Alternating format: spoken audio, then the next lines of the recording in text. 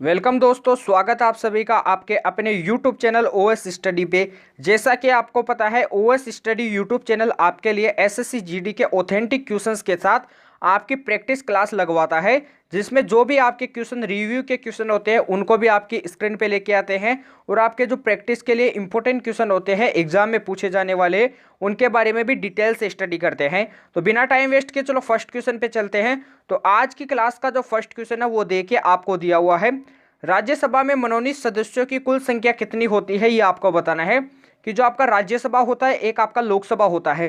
संसद से आपका एक क्वेश्चन अवश्य आता है, एक क्वेश्चन आपके एग्जाम में पूछा जाता है।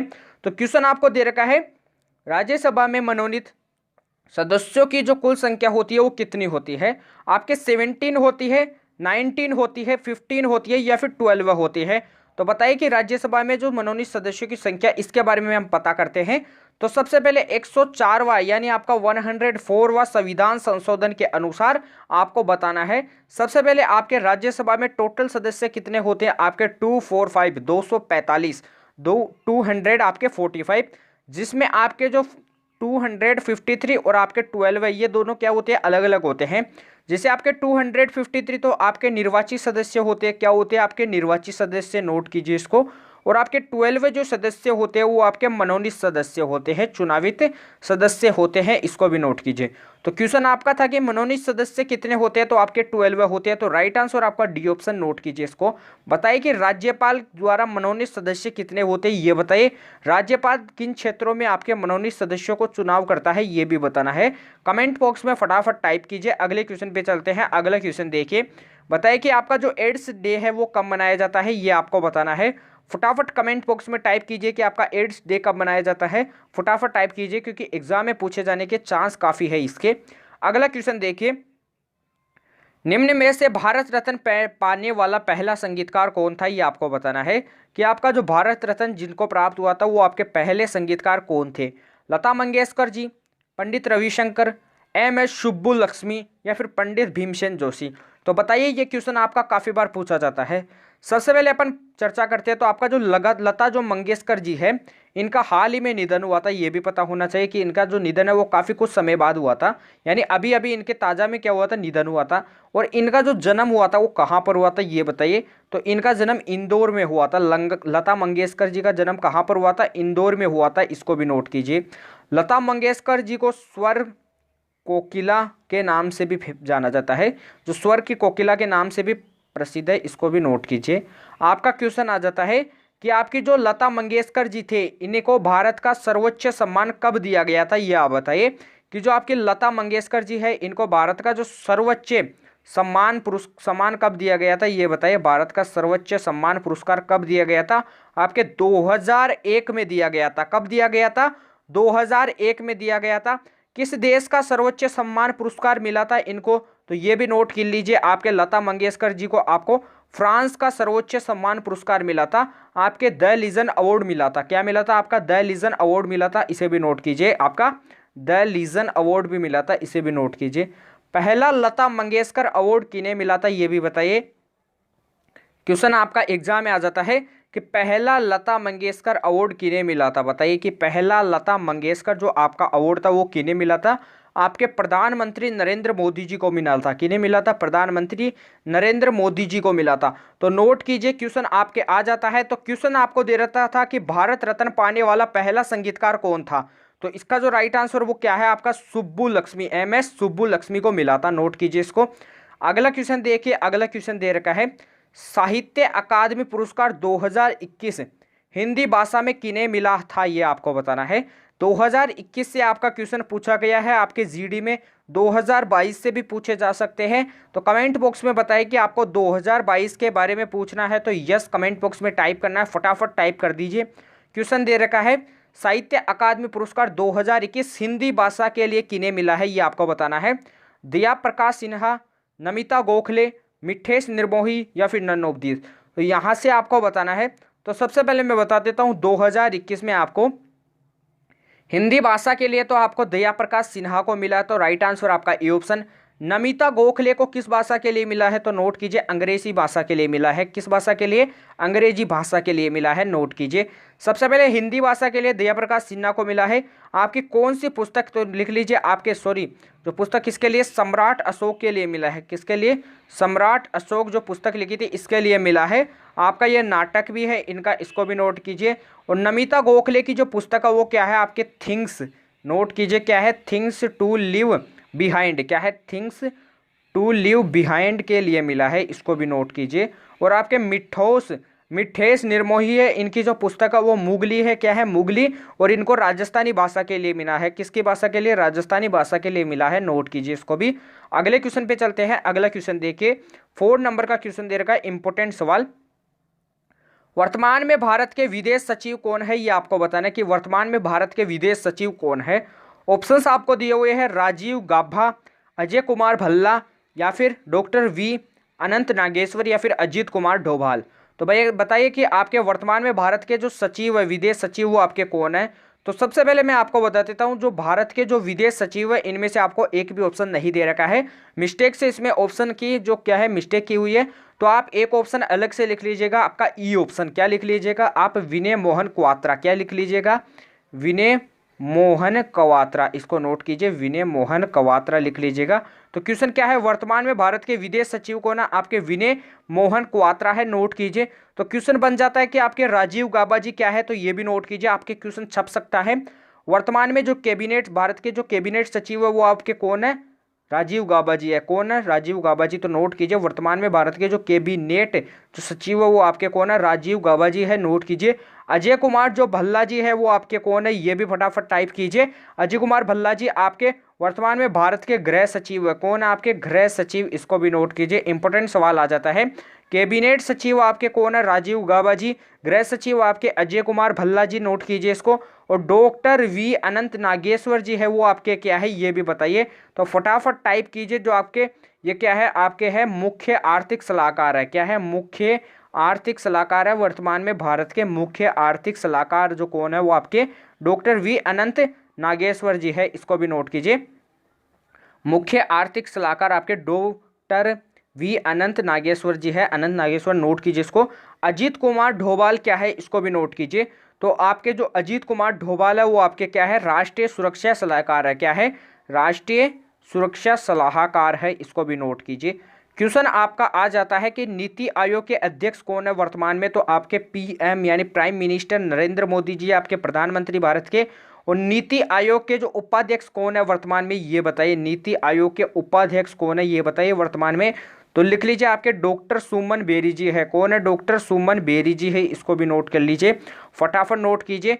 वर्तमान में आपको बताना है कि नीति आयोग के अध्यक्ष के बारे में अपन ने बात कर ली, आपके अध्यक्ष के बारे में अपन ने बात की, उपाध्यक्ष के बारे में अपन ने बात की। और अब अपन बात करते हैं आपके यहाँ के जो नीति आयोग के वर्तमान में सीईओ कौन है। तो लिख लीजिए आपके परमेश्वर अय्यर जी। कौन है? परमेश्वर अय्यर जी, इसको भी नोट कीजिए, इंपॉर्टेंट सवाल आ जाता है। राष्ट्रीय महिला आयोग के जो अध्यक्ष है वो कौन है, ये भी बताइए। तो राष्ट्रीय महिला आयोग के जो अध्यक्ष है वो आपके कौन है? रेखा शर्मा, इसको भी नोट कीजिए, रेखा शर्मा, नोट कीजिए। आपके क्या है? ये राष्ट्रीय महिला आयोग के क्या है? अध्यक्ष है वो आपके कौन है? रेखा शर्मा, नोट कीजिए इसको। इंपॉर्टेंट सवाल बन जाता है आपकी एग्जाम के लिए। वर्तमान में भारत के मुख्य सूचना आयुक्त कौन है, ये भी बताइए कि भारत के मुख्य सूचना आयुक्त कौन है, इसको नोट कीजिए। मुख्य सूचना आयुक्त कौन है? तो आपको क्वेश्चन फटाफट टाइप करना है। मुख्य सूचना जो आयुक्त है वो आपके यशवर्धन कुमार सिन्हा है। कौन है? आपके यशवर्धन कुमार सिन्हा है, नोट कीजिए, फटाफट नोट कर लीजिए, यशवर्धन कुमार सिन्हा है। और आपके जो रक्षा सचिव है वो कौन है, ये भी बताइए। रक्षा जो सचिव है वो आपके कौन है? तो गिरिधर अरमाने है। कौन है? गिरिधर अरमाने है, इसको भी नोट कीजिए फटाफट, गिरिधर अरमाने है। अगले क्वेश्चन पे चलते हैं। अगला क्वेश्चन देखिए, दिख रहा है आपको। मनरेगा किस मंत्रालय के द्वारा क्रियान्वित किया जा रहा है, ये आपको बताना है कि मनरेगा किस मंत्रालय के द्वारा क्रियान्वित किया जा रहा है, ये बताना है। सबसे पहले मैं बताता हूं, आपका जो मनरेगा है, आपका क्या है? मनरेगा, ये आपके एक्ट यानी आपका अधिनियम 2005 के अनुसार लागू होता है। लागू आपका कब होता है, ये भी बताइए। तो आपका जो लागू होता है ये आपके 2 फरवरी 2006 को लागू होता है। कब होता है? 2 फरवरी 2006 को लागू होता है। मनरेगा आपका एक्ट 2002 का है, इसको नोट कीजिए। आपका लागू कब होता है? 2 फरवरी 2006 को लागू होता है। मनरेगा नाम कब हुआ था ये आपको बताना है कि जो मनरेगा नाम कब पड़ा था ये बताइए। तो मनरेगा जो नाम पड़ा था वो आपका कब पड़ा था, इसको नोट कीजिए। आपके 2 अक्टूबर 2009 को पड़ा था। कब बना था? 2 अक्टूबर 2009 को पड़ा था, नोट कीजिए इसको। कहाँ पर काम करेगा ये आपका जो मनरेगा, वो कहाँ पर काम करेगा ये बताइए। तो ये आपके ग्रामीण क्षेत्रों में काम करेगा। कहाँ पर काम करेगा? ग्रामीण क्षेत्रों में काम करेगा, इसको भी नोट कीजिए। तो मनरेगा किस मंत्रालय के द्वारा क्रियान्वित किया जा रहा है आपके? तो इसका राइट आंसर क्या है? ग्रामीण विकास मंत्रालय। किसके द्वारा? क्योंकि ग्रामीण क्षेत्रों में ये काम करता है। तो राइट आंसर क्या है? ग्रामीण विकास मंत्रालय के द्वारा। किसके द्वारा? ग्रामीण विकास मंत्रालय के द्वारा, नोट कीजिए इसको। क्वेश्चन बन जाता है काफी अच्छा। मनरेगा के जो पहले लोकपाल है वो कौन है ये भी बताइए। फटाफट आपको दिया हुआ है अगला क्वेश्चन। मनरेगा के पहले लोकपाल कौन थे ये आपको बताना है। पिनाकी चंद्र घोष, एन के ओझा, डॉक्टर सुमन बेरी जी या फिर परमेश्वर अय्यर। तो बताइए कि मनरेगा के जो पहले लोकपाल थे वो कौन थे ये आपको बताना है। तो मनरेगा के जो पहले लोकपाल थे वो आपके कौन थे? एन के ओझा जी। कौन थे? एन के ओझा जी, नोट कीजिए इसको। पिनाकी चंद्र घोष कौन थे? ये आपके इंडिया के पहले लोकपाल अध्यक्ष थे। ये क्या थे? आपके इंडिया के पहले लोकपाल अध्यक्ष कौन थे? आपके पिनाकी चंद्र घोष थे, इसको नोट कीजिए। इंडिया के पहले लोकपाल अध्यक्ष थे, नोट कीजिए। इंपोर्टेंट सवाल बन जाता है। अगले क्वेश्चन पे चलते हैं। उससे पहले फटाफट वीडियो को लाइक कीजिए। अभी तक जिन बच्चों ने वीडियो को शेयर नहीं किया तो प्लीज़ वीडियो को शेयर कीजिए। चैनल को अभी तक सब्सक्राइब नहीं किया तो प्लीज़ चैनल को सब्सक्राइब कर लीजिए, बेल आइकन को प्रेस कर लीजिए। डिस्क्रिप्शन में टेलीग्राम चैनल का लिंक दिया हुआ है, उसे भी जरूर से ज्वाइन कीजिए, क्योंकि वहाँ पे आपको काफ़ी मोस्ट इंपोर्टेंट क्वेश्चंस मिल जाते हैं। जो आपके जीके जीएस इंपोर्टेंट जो भी ऑथेंटिक क्वेश्चन होते हैं एग्जाम में पूछे जाने वाले, उनकी जो पीडीएफ होती है वो भी आपको मिल जाती है, उनके आंसर्स भी आपको मिलते हैं, और जो क्लास के बाद में जो क्लास की पीडीएफ होती है वो भी आपको सेव मिल जाती है आंसर सहित। तो आपको क्या करना है? फटाफट टेलीग्राम चैनल को ज्वाइन करना है और वीडियो को लाइक करना है। अगला क्वेश्चन देखिए। अगला क्वेश्चन क्या दे रखा है? कौन सा महासागर एस आकार का है ये आपको बताना है कि आपका कौन सा महासागर एस के आकार का है ये बताइए। ऑप्शंस आपको नीचे दिए हुए हैं। प्रशांत महासागर, हिंद महासागर, अंटार्कटिक महासागर या फिर नन ऑफ दिस। तो सबसे पहले मैं बता देता हूँ, जो एस आकार का जो महासागर है वो आपका कौन सा है? अंटार्कटिक महासागर है। कौन सा है? अंटार्कटिक महासागर है। क्वेश्चन आपका क्या आ जाता है कि जो अंटार्कटिक जो महासागर है वो आपके दुनिया का सेकंड बड़ा महासागर है। यहाँ का दुनिया का सेकंड बड़ा महासागर है। क्या है? दुनिया का दूसरे नंबर का जो बड़ा महासागर है वो आपका कौन सा है? अंटार्कटिक महासागर है, नोट कीजिए इसको। प्रशांत जो महासागर है वो आपका पहले नंबर का यानी सबसे बड़ा महासागर है, जो फर्स्ट नंबर पे आता है, सबसे बड़ा महासागर है। हिंद महासागर आपके थर्ड नंबर पर आता है, यानी आपके तीसरे नंबर का सबसे बड़ा महासागर कौन सा है? हिंद महासागर। फर्स्ट नंबर पे बड़ा महासागर प्रशांत महासागर, और थर्ड नंबर पे आपका हिंद महासागर, और सेकंड नंबर पे आपका अंटार्कटिक महासागर। दुनिया के सबसे बड़े महासागर की बात करते हैं तो एस आकार का जो है आपका अंटार्कटिक महासागर है, इसको नोट कीजिए। अगले क्वेश्चन पे चलते हैं। अगला क्वेश्चन देखिए। मैग्नीशियम Mg का परमाणु क्रमांक कितना है ये आपको बताना है। तो मैग्नीशियम जो Mg का जो परमाणु क्रमांक है वो कितना है सबसे पहले ये बताइए। हाइड्रोजन का परमाणु क्रमांक कितना होता है? 1 होता है। हीलियम का कितना होता है? 2 होता है, नोट कीजिए। लिथियम का कितना होता है? 3 होता है। बेरिलियम का कितना होता है? 4 होता है। बोरोन का कितना होता है? 5 होता है। कार्बन का कितना होता है? 6 होता है। नाइट्रोजन का कितना होता है? 7 होता है। ऑक्सीजन का कितना होता है? 8 होता है। और फ्लोरीन का कितना होता है? 9 होता है। तो BCNOFNE यानी आपका क्या होता है? नियोन का कितना होता है? इसको नोट कीजिए। तो नियोन का आपका कितना होता है? 9 होता है।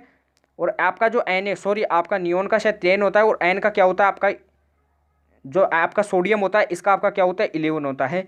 ऐसे आपका कुछ क्वेश्चन पूछे जाते हैं। क्वेश्चन आपका क्या आ जाता है? जैसे आपका आता है कि H2O का भार कितना होता है ये आप बताइए। H2O का परमाणु भार या फिर आपका अणु भार बताइए। H2O का अणु भार कितना है ये बताइए। तो H2 का मतलब क्या हो जाएगा? 2 प्लस क्या हो जाएगा? ऑक्सीजन का कितना हो जाएगा? 16 यानी 80 होता है। क्या होता है? 18 होता है। क्वेश्चन आपका पूछा जाता है।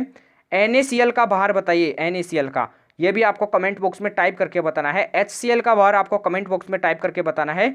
यहां से क्वेश्चन पूछे जा सकते हैं।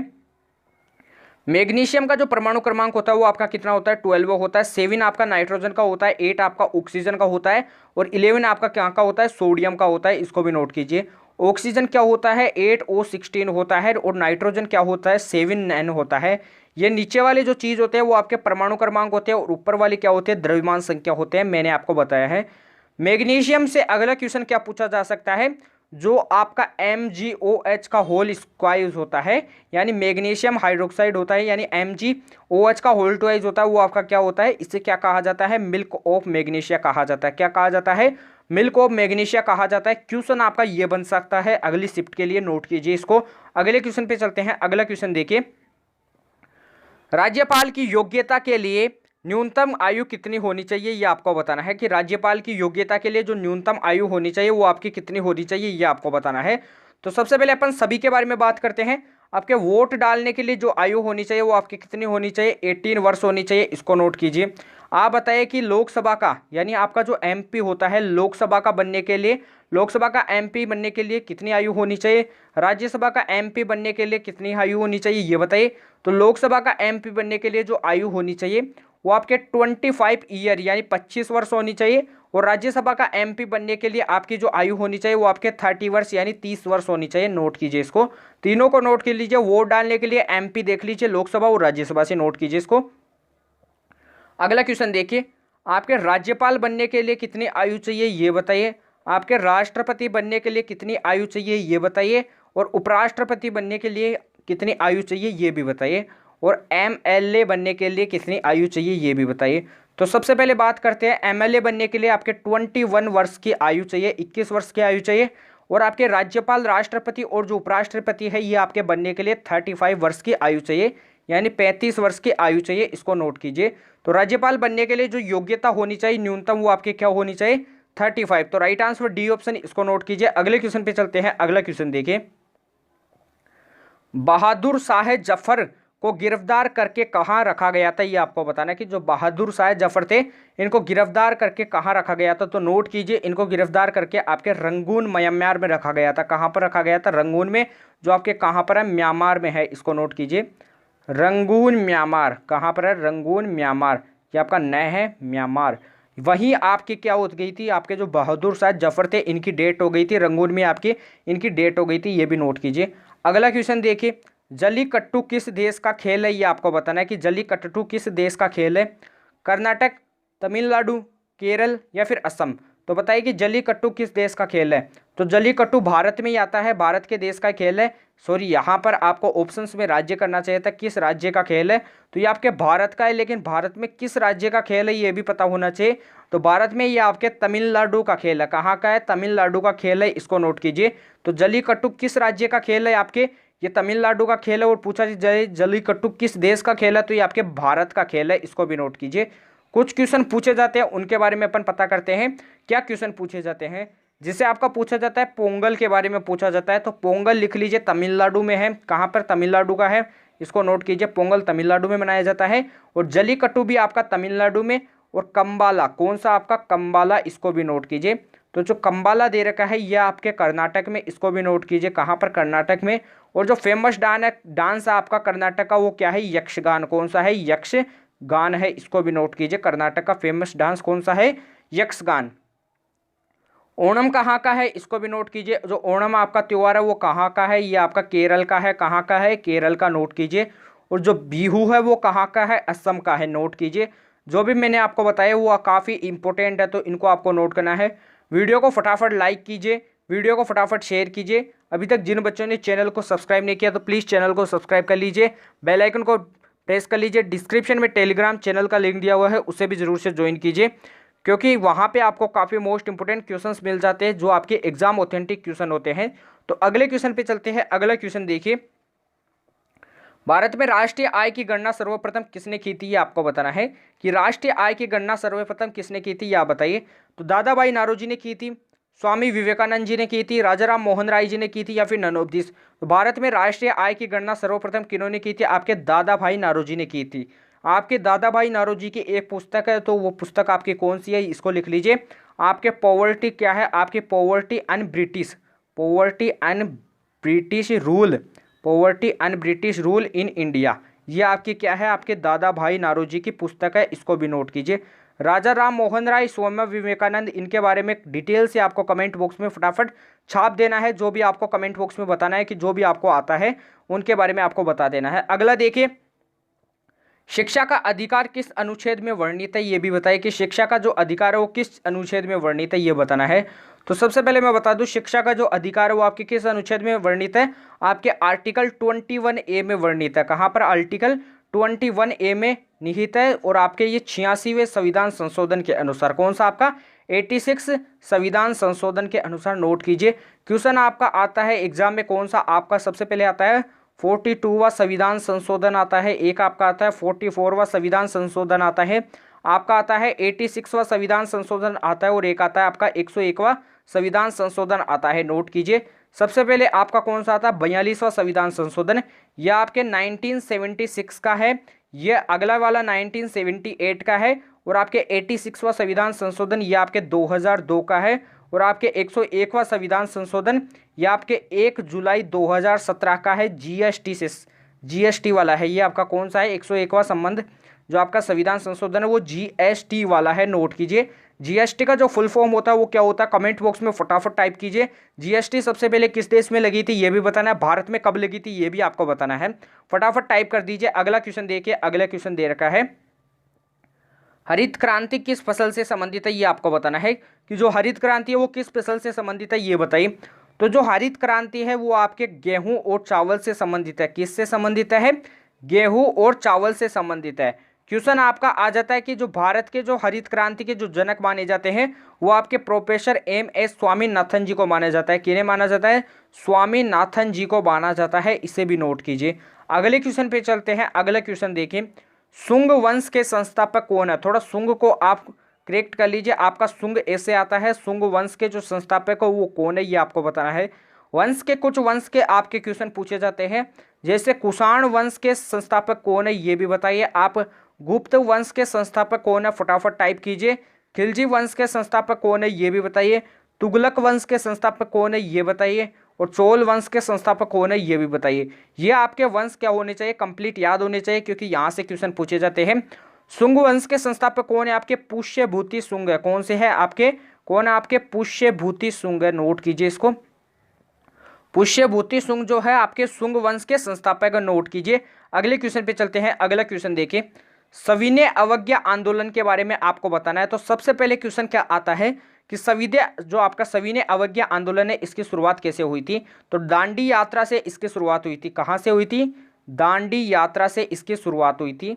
नोट कीजिए। दांडी यात्रा कब शुरू हुई थी? आपके 12 मार्च, इसको नोट कीजिए, 12 मार्च 1930 को क्या हुई थी? आपकी शुरू हुई थी दांडी यात्रा और आपके 6 अप्रैल, इसको नोट कीजिए, 6 अप्रैल 1930 तक संचालित होकर वह अवज्ञा आंदोलन में शुरू हो गई थी। किसमें? सविनय अवज्ञा आंदोलन में शुरू हो गई थी। दांडी यात्रा 6 अप्रैल 1930 को यह क्या हो गई थी? संचालित होकर सविनय अवज्ञा आंदोलन में शुरू हो गई थी। नोट कीजिए।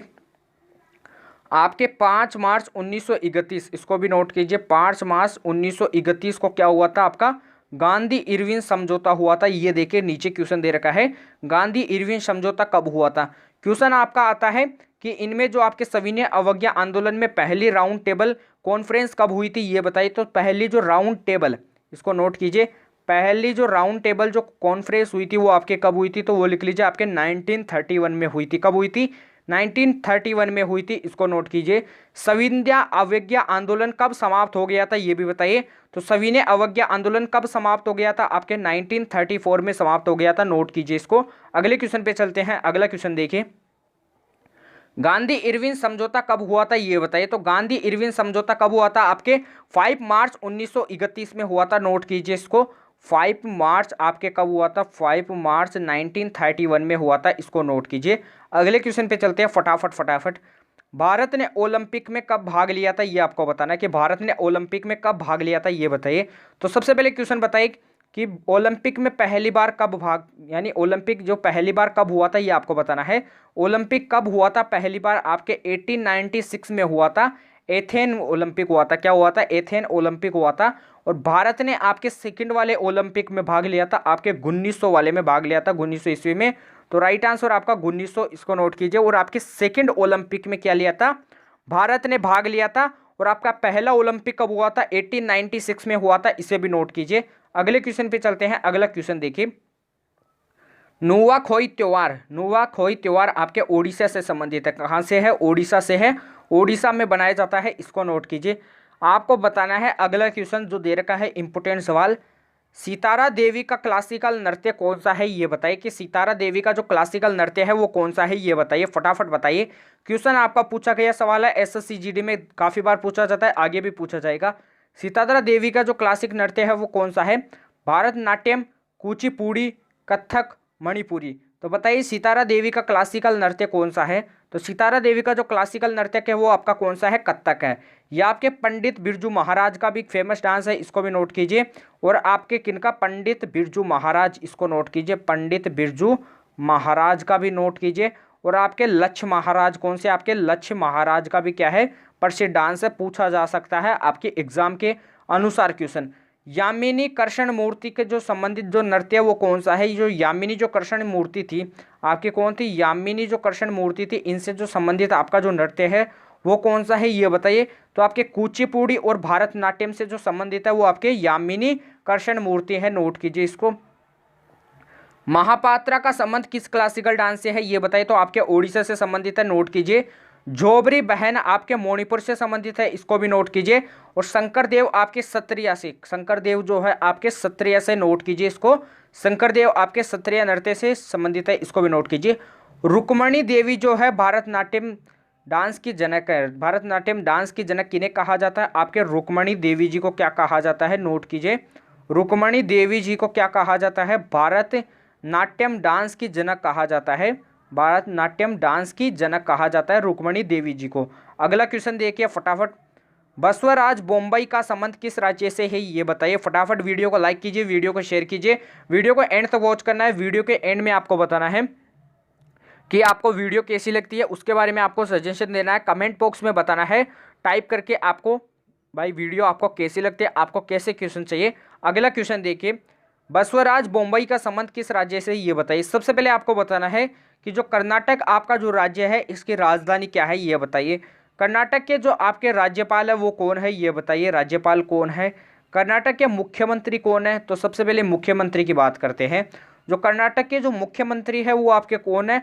बसवराज बोम्बई है। कौन है? बसवराज बोम्बई है, नोट कीजिए इसको। कर्नाटक की जो राजधानी है वो क्या है? बेंगलुरु है, नोट कीजिए इसको। तो बसवराज बोम्बई आपके कर्नाटक के मुख्यमंत्री है, तो इसका जो संबंध है वो कहाँ से है? कर्नाटक से है। किससे है? कर्नाटक से, इसको नोट कीजिए। इंपोर्टेंट सवाल था। अगला क्वेश्चन नोट कर लीजिए, आपके HW का क्वेश्चन है, आजमगढ़ के जो उपचुनाव कौन है ये आपको बताना है। आजमगढ़ के उपचुनाव कौन है ये आप फटाफट टाइप कीजिए, आजमगढ़ के उपचुनाव कौन है ये बताइए। आपका लास्ट एंड फाइनल क्वेश्चन है ये आज का, आज की क्लास का लास्ट एंड फाइनल क्वेश्चन है। तो आज की क्लास को अपन यहीं पे एंड करते हैं। तो अभी तक जिन बच्चों ने वीडियो को लाइक नहीं किया तो प्लीज़ वीडियो को लाइक कीजिए, वीडियो को शेयर कीजिए, चैनल को अभी तक सब्सक्राइब नहीं किया तो प्लीज़ चैनल को सब्सक्राइब कर लीजिए, बेल आइकन को प्रेस कर लीजिए। डिस्क्रिप्शन में टेलीग्राम चैनल का लिंक दिया हुआ है, उसे भी ज़रूर से ज्वाइन कीजिए, क्योंकि वहाँ पे आपको काफ़ी मोस्ट इंपोर्टेंट सवाल की जो PDF होती है वो मिलती है, और आपके जो PYQ क्वेश्चन होते हैं वो भी आपको सोल्व किए हुए मिलते हैं। तो आपको क्या करना है, टेलीग्राम चैनल को जरूर से ज्वाइन करना है, क्योंकि क्लास के बाद में जो PDF होती है वो भी आपको आंसर सही सेव मिल जाती है। तो अपन कल मिलते हैं ऐसे बेहतरीन सेशन के साथ, तब तक के लिए जय हिंद, जय भारत, धन्यवाद।